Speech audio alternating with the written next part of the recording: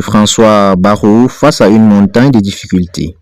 Le nouveau Premier ministre français, le centriste François Bayrou, a fait état d'un Himalaya de difficultés, notamment budgétaires, à résoudre en prenant ses fonctions vendredi à la tête d'un pays plongé de surcroît dans une grave crise politique.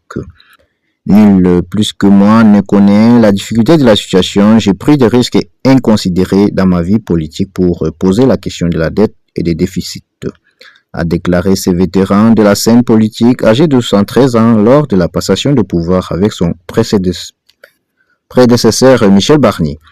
Je n'ignore rien de l'Himalaya qui se dresse devant nous, des difficultés de toute nature, a lancé cet allié de longue date du président Emmanuel Macron qui devra doter la France d'un budget l'an prochain dans une assemblée nationale sans majorité.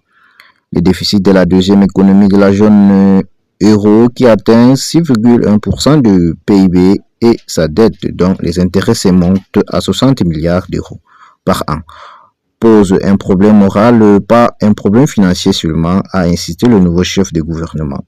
François Bayrou a également mis en garde contre le mur de verre qui s'est construit entre les citoyens et le pouvoir, alors que le pays s'est enfoncé dans la crise politique depuis la dissolution surprise par M. Emmanuel Macron de l'Assemblée nationale.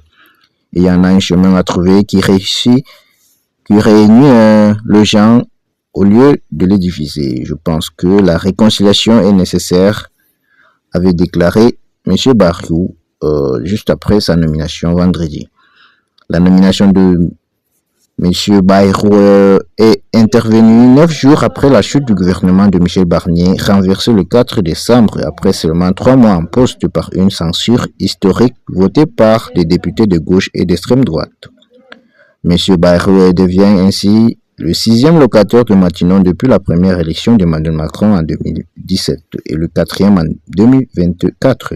Une instabilité de l'exécutif qui n'avait pas connu la France depuis des décennies, à la tête d'un gouvernement d'intérêt général resserré voulu par Emmanuel Macron. Il va être confronté à une tâche immense avec pour priorité un budget 2025 toujours non voté.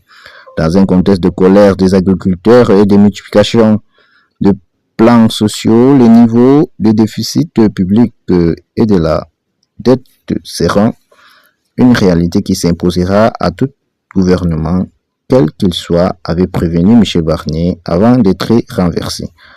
En attendant que le nouveau budget soit adopté, un projet consensuel de loi spéciale permettant d'assurer la continuité du fonctionnement de l'État sera examiné lundi par l'Assemblée.